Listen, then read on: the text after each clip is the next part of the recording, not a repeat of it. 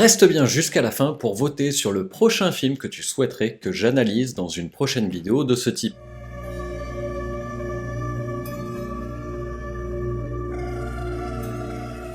Allons droit au but. Si on utilise la version longue de 2h24 du film Shining, alors je ne pense pas du tout que Jack soit schizophrène ou même fou, et je ne pense pas du tout que l'hôtel soit hanté, je ne pense pas du tout que Danny a un don quelconque qu'il s'agisse du Shining ou quoi que ce soit d'autre. Non, mon hypothèse est bien plus terre à terre, le film nous projette tout simplement dans la tête de Jack Torrance et de son roman. Et je vais vous expliquer pourquoi point par point. Pour ça, je prends le temps de poser quelques bases avant de rentrer dans l'analyse du chef-d'œuvre de Kubrick. En fait, j'avais pas particulièrement prévu de faire une analyse de Shining, mais il y a quelques jours, j'ai appris que durant l'écriture du film, Kubrick et Jane Johnson ont vu beaucoup de films d'horreur et potassé plusieurs livres de psychanalyse pour venir à bout du scénario final. Donc on peut légitimement se dire qu'il y a une lecture psychanalytique au film, puisqu'il s'est en partie appuyé sur ces concepts. Parmi les livres dont nous sommes sûrs que les deux scénaristes ont fait appel, il en figure 3. Le livre rouge de Carl Gustav Jung, un livre majeur sur les rêves, les fantasmes, les archétypes et leur rapport à l'inconscient. Psychanalyse des contes de fées de Bruno Bettelheim qui montre comment des sujets profonds sont toujours implicitement abordés dans les contes pour enfants, et L'inquiétante étrangeté et autres essais de Sigmund Freud, où il est notamment question de l'angoisse que peuvent procurer des choses familières qui, si je simplifie, se dédoublent ou se répètent, mais aussi le reflet de soi et de l'intime qui surgit comme étranger. Sans déconner. Ça a tout à voir avec le film. Partant uniquement du contenu de ces 3 livres, on peut donc aisément se dire que Jane Johnson et Stanley Kubrick ont travaillé un scénario qui aurait à voir avec les rêves, les fantasmes, les archétypes, l'inconscient, le familier, le dédoublement et la répétition. Le fait de traiter des sujets profonds implicitement pour préparer mais ne pas heurter le public. Du coup, je vais aborder quelques concepts et archétypes présents dans le film pour qu'on ait bien tous un background commun de compréhension. En psychanalyse, on utilise vraiment beaucoup d'images, de représentations et de métaphores pour évoquer tout un tas de sensations, d'émotions, de sentiments, de schémas et de relations passées. Citons les exemples qui vont nous être utiles à l'analyse du film. Une femme âgée est un archétype d'une figure maternelle, avec tout ce qu'elle évoque de bon ou de mauvais pour un individu. De même, un homme âgé est un archétype de figure paternelle, pareil avec tout ce que cela peut évoquer de bon ou mauvais. Une maison est l'archétype, je vous le donne en mille, du moi, c'est-à-dire le moi, chez soi, à l'intérieur de soi. Le sang, si on le prend au sens premier, ce que je déconseille avec Stanley Kubrick, renverrait bien sûr à la violence, la blessure, le meurtre. Mais en psychanalyse, le côté positif du sang, c'est qu'il évoque la vie, la force, l'énergie. Et retenez bien, les liens du sang et l'hérédité. Un miroir est ce qui permet la projection de soi, et en même temps, le miroir nous envoie également une image de nous-mêmes. J'ai bien dit une image et pas l'image. C'est important car il peut alors nous renvoyer ce que l'on ne veut pas voir de nous, ce qui est refoulé ou dénié. Rappelez-vous que l'hôtel s'appelle l'Overlook, ce qui peut aussi bien vouloir dire quelque chose que l'on néglige, que l'on oublie ou que l'on veut voir plus loin. Les couleurs ont une signification que l'on partage plus ou moins de façon universelle, mais pour mon argumentaire, je vais uniquement parler de 3 couleurs et de la symbolique que j'en propose spécifiquement pour Shining. Le vert, je propose comme le surmoi freudien, il pourrait dans le film évoquer l'espérance, l'opportunité, l'intellectuel, mais aussi et surtout les sources d'inspiration de Jack. Le jaune-orange, je propose le moi freudien, ainsi que le rapport à l'autre, au social, et pour beaucoup, le jaune ou l'or est le symbole de l'opulence. Le rouge, ou le ça freudien, c'est-à-dire le lieu des pulsions et du refoulé. Bien évidemment, il renvoie de façon plus universelle aux émotions fortes et à la violence. Ici, en l'occurrence, à la colère et la violence de Jack. Je rajoute juste en passant quand même le violet, qui peut renvoyer à la tentation et à la sexualité. Enfin, surtout chez Kubrick d'ailleurs.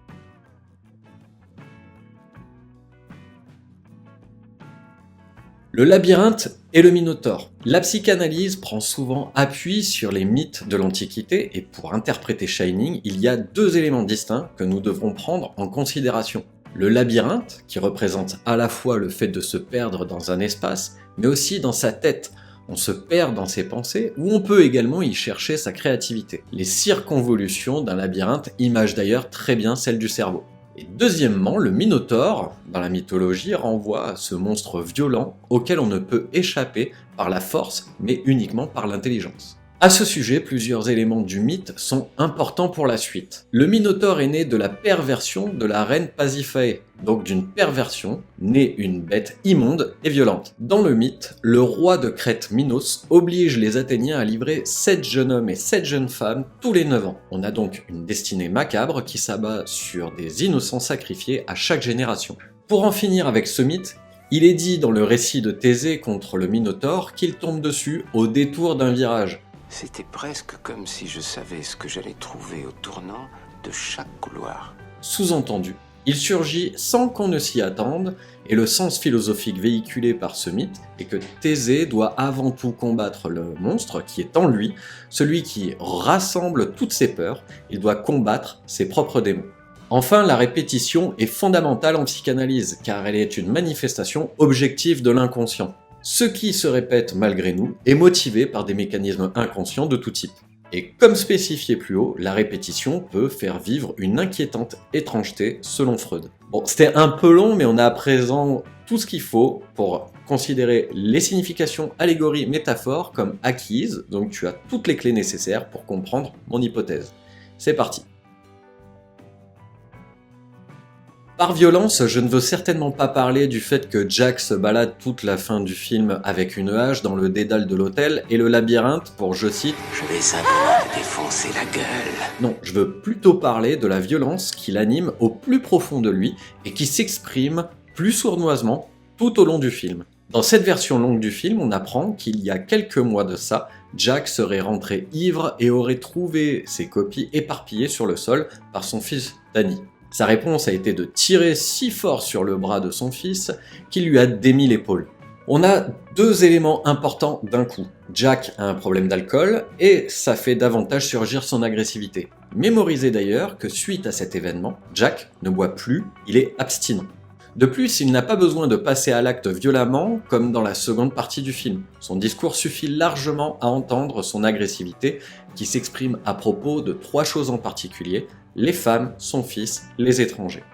Je reviendrai sur ces 3 points plus tard. Rien qu'un petit problème avec la banque du sperme là-haut.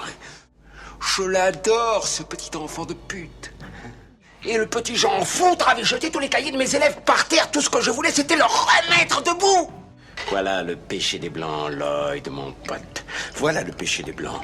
C'est ça sa vraie violence à Jack. Ce n'est pas un excès de folie, un mal des cachots ou autre. C'est un homme qui, lorsqu'on le laisse parler dans un cadre plus intime, exprime naturellement sa colère et sa violence intérieure. Il exprime ses frustrations et les griefs qu'il peut avoir envers tout un chacun. Et il en est très conscient, et notamment quand il se regarde dans les miroirs. Chez Kubrick, le premier et le dernier plan de ses films sont toujours très importants. Ici, le premier plan nous montre un paysage avec un lac. Ça, c'est la première lecture. Deuxième lecture, c'est un paysage en miroir. Et tout au long du film, les miroirs sont très présents. Et il s'y passe toujours quelque chose d'intéressant. Étonnamment, le premier que l'on voit devant un miroir, c'est Danny. Et c'est face à ce miroir qu'il voit une rivière de sang sortir d'un ascenseur et 2 fillettes. Puis, il fait une crise dont on parlera plus tard. Toujours est-il que la médecin propose une cause émotionnelle et parle là d'une transe par autosuggestion. Donc, gardons en tête 3 choses. Danny est face à un miroir, il a une vision hallucinatoire et la médecin dit que la cause en est émotionnelle. Après ça, c'est toujours Jack que l'on verra face à un miroir. Il y aura alors toutes les projections et introspections de Jack, ou quelque chose qui a à voir avec une vérité qu'il s'adresse à lui-même. C'est face à un miroir qu'il fait un pacte pour avoir accès à de l'alcool, c'est face à un miroir qu'il va chercher ses pires pulsions, c'est face à un miroir qu'il exprime le plus ce qu'il se passe dans ses pensées, ses émotions et ses désirs. Les miroirs font ressortir une image plus profonde et sincère de Jack Torrance. Il se regarde et se montre tel qu'il est au-delà des apparences. Au-delà des faux semblants. Mon interprétation est qu'il trouve la majeure partie de ses idées de scénario en se regardant profondément dans les miroirs. Il n'y a que très peu de femmes dans le film de Kubrick. Pourtant, les paroles de Jack envers sa femme sont très misogynes. Au départ, on a affaire à un homme qui peut parfois se montrer saoulé par un certain nombre de questions ou remarques de sa femme, mais rien de plus. Puis, petit à petit, ce discours se dégrade. Selon mon hypothèse, Jack Torrance se regarde dans le miroir, fait une introspection et ressent ainsi toute la frustration, le mépris et la haine qu'il puisse avoir pour sa femme. On a alors un personnage de fiction qui est clairement odieux et agressif envers elle et ne fait plus preuve de retenue lorsqu'il lui parle. Son personnage se laisse progressivement la détester jusqu'à vouloir la tuer. Je ne vais pas en faire des tonnes sur l'inceste entre Jack et Danny car de très nombreuses analyses du film sont d'accord sur ce point et on peut penser que c'est un thème acquis par le plus grand nombre. Mais pour te résumer, Danny est lié à la figure de l'ours dans le film et à plusieurs reprises il apparaît et est lié à cet animal. Or, lorsque Wendy commence dans le roman à se rendre compte de la folie et des violences de Jack, celle-ci hallucine plusieurs scènes dans le labyrinthe qu'est l'hôtel pour elle, dont un ours qui, selon toute vraisemblance, pratique une fellation sur un homme. Rappelons que selon ma théorie, le film plonge dans le récit du livre de Jack. Les hallucinations de Wendy sont donc, elles aussi, des projections de Jack et de personne d'autre. Il l'amène à voir une horreur que même lui est obligé de travestir comme cela se fait dans les rêves. Dans cette fiction, Jack s'autorise à voir sa violence en face, mais pas sa violence sexuelle qui, elle, doit rester dans le champ du refoulé. Bref, je suis pour ma part convaincu que les crises de Danny ne sont pas liées à un quelconque Shining, mais à des symptômes de stress post-traumatique que Jack préfère romancer par un don mystique dans son roman. Selon cette interprétation, Danny est à nouveau abusé sexuellement dans l'hôtel. Mais il existe plusieurs incohérences entre le moment où c'est censé se passer, ses vêtements, les interprétations changeantes de Wendy. Jack se défend de cet acte dans son récit en cafouillant sur des détails, des incohérences pour conserver l'image d'un père agresseur physique, alors que cela dépasse largement ce cadre. Je pense que la vision que nous avons de Danny en crise profonde n'est pas liée au Shining, mais à un abus réel et extrêmement traumatique. Jack se sert de ce qui se passe dans sa réalité pour nourrir son roman, ce qui nous est beaucoup montré par le chapitre du film intitulé « L'interview » au tout début, qui aura de nombreux échos dans le roman de Jack. Le thème du racisme et des violences ségrégationnistes est lui aussi largement acquis auprès des analystes du film. Plusieurs passages nous soumettent l'idée que Kubrick fait référence à des massacres et autres comportements racistes, notamment vis-à-vis de la communauté des Indiens d'Amérique. En romancier sans grande inspiration ni talent, Jack utilise tout ce dont on lui parle sur le passé de l'hôtel pour modifier quelques petits éléments et ainsi nourrir sa propre intrigue. Mon interprétation est qu'il utilise le passé de violence lié au peuple indien et l'hôtel pour créer une intrigue violente autour de Dick Hallorann, qui sera la seule victime du film d'ailleurs. Le discours de Jack face au miroir nous indique que ce racisme vient bel et bien de son monde pulsionnel. Il doit se regarder droit dans le miroir pour que ça émerge. Un nègre. À nouveau, l'intrigue qui me paraît bancale autour du Shining est utilisée ici par Jack pour justifier la venue d'un Afro-Américain dans l'hôtel, c'est-à-dire dans le lieu que Jack est censé défendre. La pulsion agressive de mort trouve une issue dans un acte raciste, alors que femmes et enfants vont s'en sortir. Il tient une intrigue violente, comme on la lui a exposé via Charles Grady, mais sans que sa femme et son fils n'en soient les victimes. Ce thème d'un racisme de Jack prend également tout son sens si on prend en considération un thème très présent selon moi dans le film et qui est un concept psychologique important. Sache qu'en psychologie transgénérationnelle, il existe un concept appelé le fantôme. Ces fantômes se manifestent non pas de façon paranormale, mais dans le discours et les actes des descendants d'une famille. C'est principalement par la répétition de symptômes, de comportements, de schémas relationnels qui provoquent des difficultés de vie de toutes sortes et même jusqu'à des affections psychiques assez graves. Tiens donc. D'où le fait que Danny est comme une épée de Damoclès au-dessus de sa tête. Son passé généalogique risque à tout moment de lui tomber dessus. Tout comme pour Jack dans son roman, il cherche la répétition de certains éléments du passé. Cela expliquerait l'inceste de Jack qui serait une reproduction d'un inceste avec sa mère, je présume. C'est le retour du refoulé dans la chambre 237.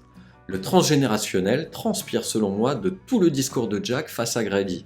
Un patriarche qui transmet la violence et l'autorité pour toute fonction paternelle. La culpabilité de Jack est aussi liée à celle de l'homme blanc et des atrocités dont il se sent en partie responsable car il ressent en lui-même son propre racisme intérieur. Mais le plus important concernant cet aveu de répétition à travers les époques se situe en toute fin du film et donc du roman de Jack. Mon interprétation du cadre de fin est que ce n'est pas Jack, mais un ancêtre qui figure sur cette photo. Il est parfois incroyable de voir comment un membre de la famille ressemble à un arrière-grand-père par exemple, et ici j'y vois une représentation de la lignée de Jack qui indique pourquoi il a des impressions véritables autour de l'hôtel et cherche à renouer à tout prix avec un passé de celui-ci.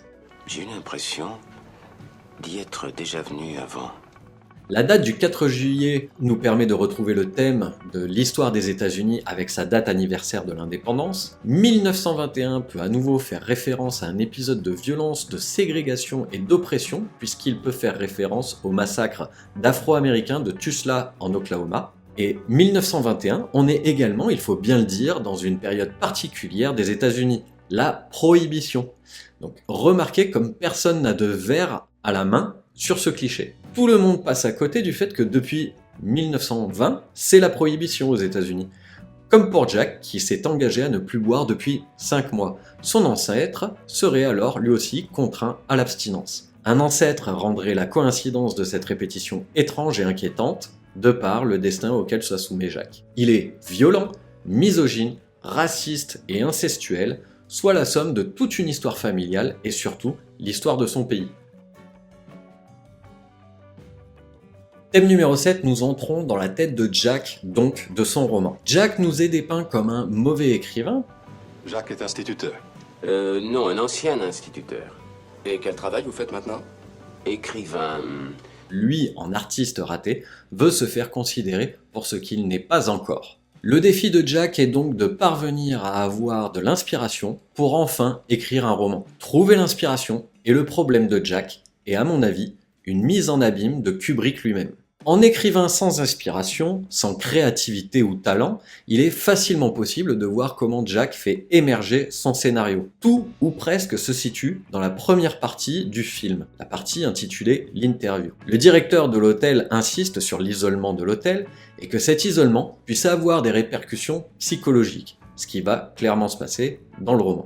Il est question des Indiens avec qui il y a eu des heurts et des violences au moment de la construction de l'hôtel sur un ancien cimetière. Le labyrinthe est, comme on l'a dit, une référence simple et directe au mythe de Thésée. On lui parle des meurtres commis par un ancien gardien au sein de l'hôtel, qu'il n'y a aucun alcool dans l'hôtel, et je ne vais pas tout citer, mais tout ce qui figure à la fin du film, c'est-à-dire dans le roman de Jack Torrance, ce n'est que du réchauffé de tout ce qu'on lui dit au début. Lorsque cela fait 1 mois que la famille est à l'hôtel Overlook, on voit bien qu'au bout d'1 mois, Jack n'a toujours pas d'inspiration. On le voit tourner, virer, faire passer le temps comme il peut. Et si on prête attention, on voit plein d'éléments de décor que nous ne verrons plus jamais par la suite ou qui changent.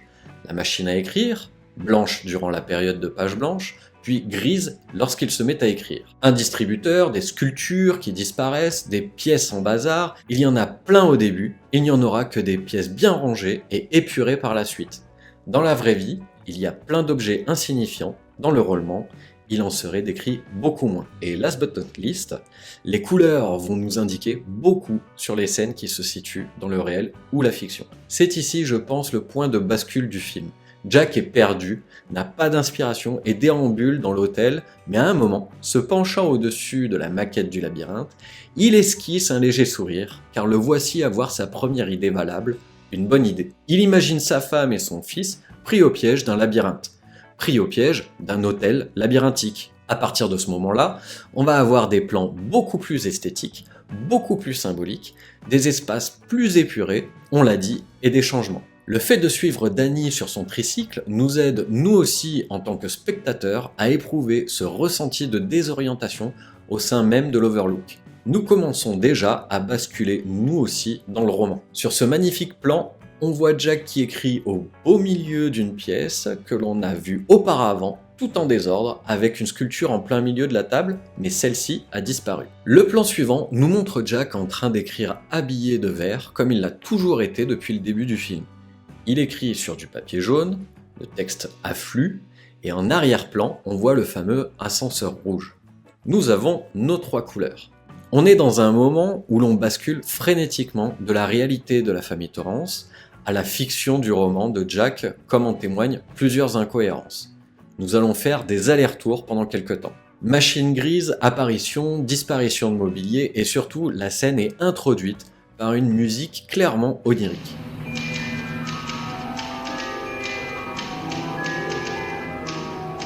Wendy fait donc effraction dans son roman, et cela va commencer à avoir des effets particuliers chez Jack qui commence à montrer des signes d'agacement.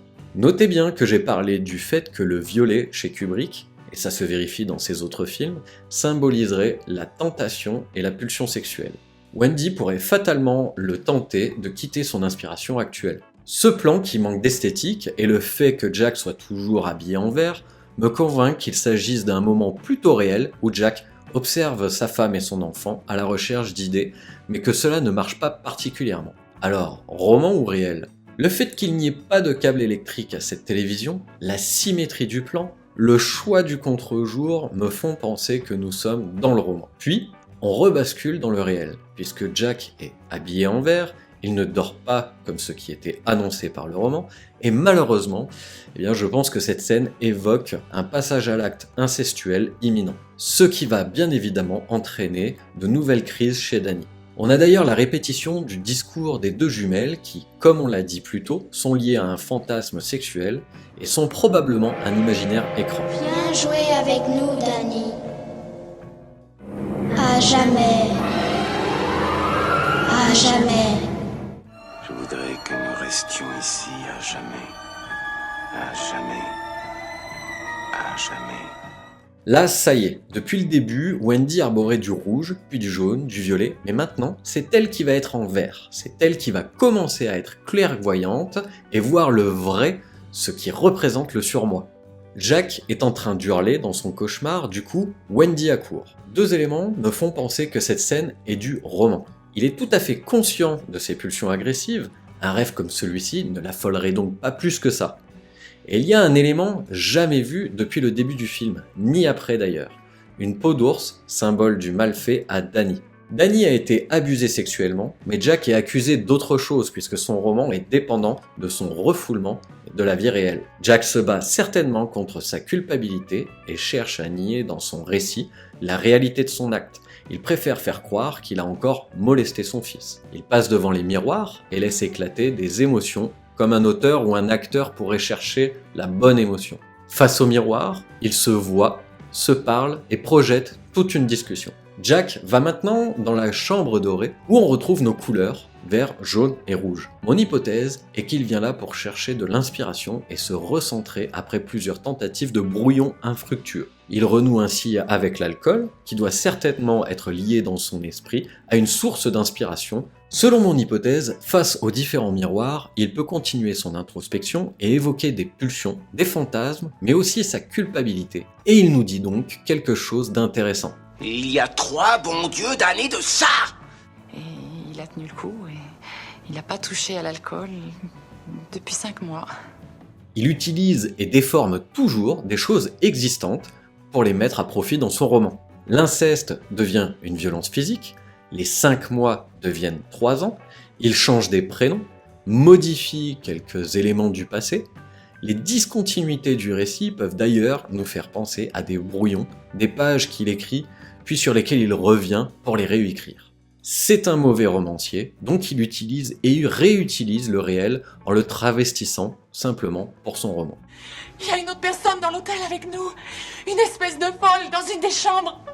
Elle a essayé d'étrangler Danny. Le fait que Wendy arrive par exemple à croire cette histoire n'a aucune cohérence. Elle ne peut pas croire une idée pareille. Jack imagine une situation où elle le libère de tout soupçon au moment précis où il parlait pour la première fois de sa culpabilité. Ce qui le renvoie naturellement à la pièce interdite du labyrinthe psychique qui est le sien, la chambre 237 ou la représentation du lieu du refoulé. Ce qui me convainc que tout cela est faux, c'est où est Danny? Si véritablement il y avait une folle qui voulait étrangler son fils, est-ce qu'elle le laisserait dans l'hôtel? Wendy, lorsqu'elle est imaginée par Jack, est toujours stupide, faible et hystérique, ce qui n'est pas du tout ce que l'on voit d'elle au début du film. Nous ne voyons qu'une projection de sa femme, une projection qui transpire la misogynie. Dans la réalité, Jack a trop peur de ce lieu du refoulé, il maintient la porte fermée à clé. Danny n'a pas de Shining, mais souffre d'un stress post-traumatique que son père romance.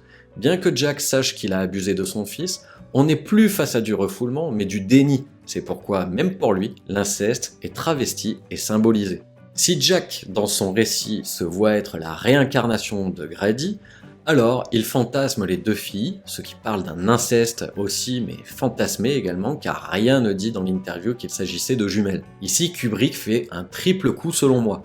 Il montre que Jack utilise toujours son environnement pour créer, ici l'histoire de Grady et les meurtres de ses filles, qu'il y a le fantasme pédophile qu'elles aient été jumelles par exemple, que c'est ça qui fait peur à Danny et lui déclenche ses crises plutôt qu'un rappel de ce trauma. Jack rentre dans la chambre 237, chambre qui représente le lieu du refoulé, je l'ai déjà dit, et je vous laisse constater ce qui est au sol. Une moquette qui est selon moi assez explicite pour savoir ce que renferme en partie ce lieu. On retrouve la couleur mauve, que l'on a reliée au sexuel et à la tentation. En ouvrant la porte, Jack rencontre une femme qui l'attire et commence à l'embrasser. Mon hypothèse est que Jack a refoulé un événement incestuel avec sa mère. En tout cas, on peut avoir une représentation maternelle, ce ne serait pas étonnant.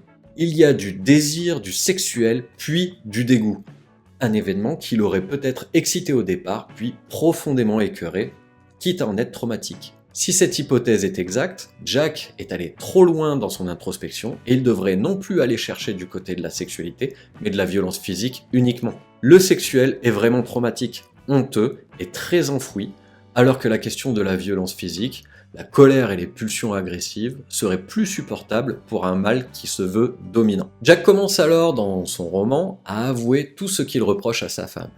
Il lui fait porter le chapeau de ses échecs, puis il repart, regarde dans notre direction et descend chercher de l'inspiration. Qu'est-ce que vous prendrez? De quoi reprendre du poil de la bête.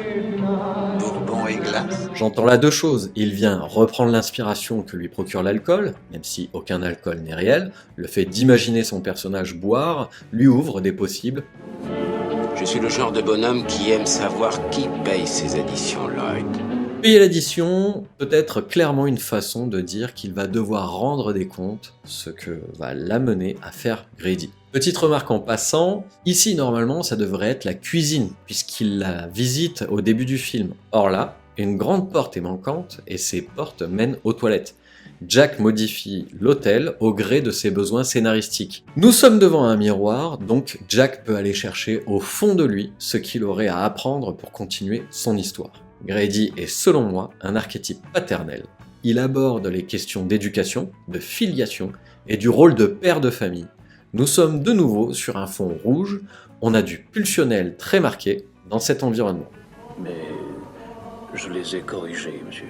Et quand ma femme a essayé de m'empêcher de faire mon devoir de père, je l'ai corrigé aussi. Ici, la figure paternelle projetée sur le miroir est celle qui devrait corriger femme et enfant. On retrouve la thématique du Minotaure. Je regrette de vous contredire, monsieur. Mais c'est vous. Jack essaie à nouveau d'utiliser des choses du réel en tentant un rapprochement avec l'histoire du meurtre dans l'hôtel, mais c'est une impasse. Delbert Grady est un fantôme du passé familial de Jack et non une réincarnation antidatée de Charles Grady. Ce Grady-ci, que son inconscient reproduit, n'est pas intéressant en tant que personnage des années 70, mais il est tout à fait comme représentation d'un passé où l'homme était tout puissant au sein de sa famille. Je les ai corrigés, en aucun cas il ne s'agit de les tuer. On voit qu'à présent, ce qui émerge est de devenir un homme tout puissant. L'homme blanc des années 20 peut-être pour qui la violence était excusée de fait par la fonction de père de famille omnipotent. À ce moment, on voit Jack qui écrit paisiblement et il y a un fondu sur l'avion qui se pose. Se débloque alors un nouvel arc narratif, le fait qu'un étranger ne vienne faire effraction, et on retrouve la thématique raciste. Mais si on regarde bien, Jack écrit avec son gilet vert, celui qui nous indique que nous sommes dans le réel et que Jack croule sous l'inspiration. C'est pour moi un signe clair. La scène d'avant Il a sa veste rouge, la scène suivante, il a sa veste rouge. Cette courte scène nous montre qu'il écrit vraiment une histoire avec un cuisinier qui revient à l'hôtel parce qu'il aurait un don de transmission de pensée. Ce qui me fait penser qu'on est aussi dans un roman, c'est cette voiture rouge. King écrit un roman de maison hantée avec une coccinelle rouge, Kubrick prend une autre voie avec un film sur l'inspiration et la peur que l'on peut trouver au plus profond de soi. La suite n'est que son roman, où il devient fou et décide de devenir tout puissant et tenir son contrat avec le diable. La réussite du film est de nous perdre entre réel et imaginaire. On voit Wendy sortir littéralement de la machine à écrire, nous sommes dans le roman, et dans le roman, elle prend conscience de la folie de Jack. Le scénario du roman a trouvé un sens logique. Donnant mon accord, un contrat en vertu duquel j'ai accepté cette responsabilité. Lorsqu'il dit qu'il a signé un contrat, il ne parle pas de son CDD à l'hôtel, il parle du fait d'avoir vendu son âme au diable pour boire un coup. Tout peut alors se déplier selon un scénario simpliste, d'un enfant qui a des visions et un Jack qui devient le mal incarné, le Minotaure qui va permettre à son fils de sortir grandi et vainqueur du labyrinthe. On part complètement dans un thriller où l'enfant a un don, la femme est faible, le mari pactise avec le diable, etc.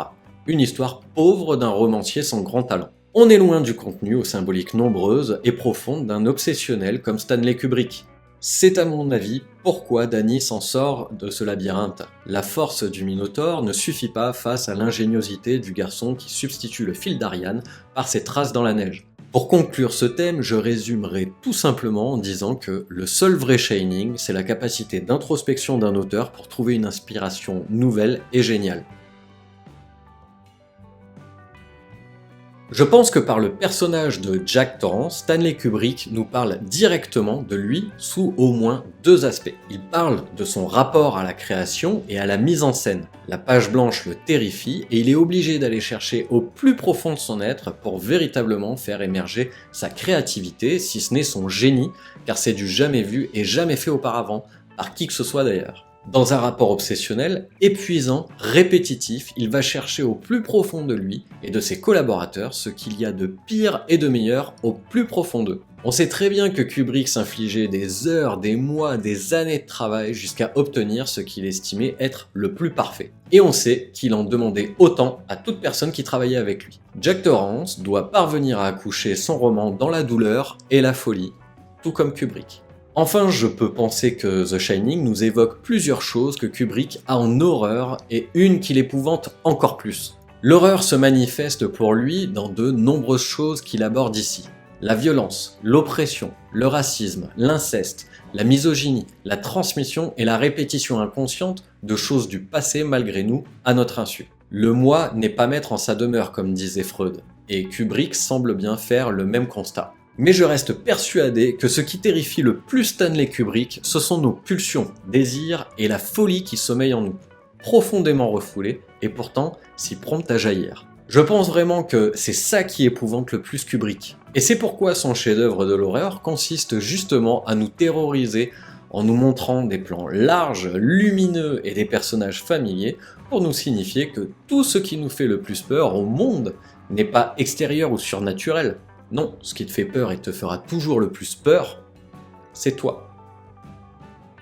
Merci d'avoir suivi cet épisode jusqu'au bout, je sais qu'il était très long et qu'il n'est pas forcément évident parce que même pour moi de rassembler mes idées c'était très compliqué, mais en tout cas, voilà, mon interprétation et mes hypothèses de Shining de Kubrick ne s'appuient que sur le film de Kubrick et pas du tout sur le livre de Stephen King qui selon moi n'a quasiment rien à voir. Et donc du coup, mon interprétation et mes hypothèses ne viennent pas en concurrence ou pour supplanter les interprétations et les hypothèses des autres analystes, bien au contraire, c'est juste une pierre de plus à l'édifice pour comprendre ce film. Sur ce, si tu as apprécié, n'oublie pas de poser un pouce, de t'abonner, de cliquer sur la cloche. Tu peux aider la chaîne de deux façons, soit tu peux te procurer mon livre si la psychologie t'intéresse, soit tu peux me soutenir sur Tipeee pour que j'améliore toujours un peu plus le contenu de mes vidéos.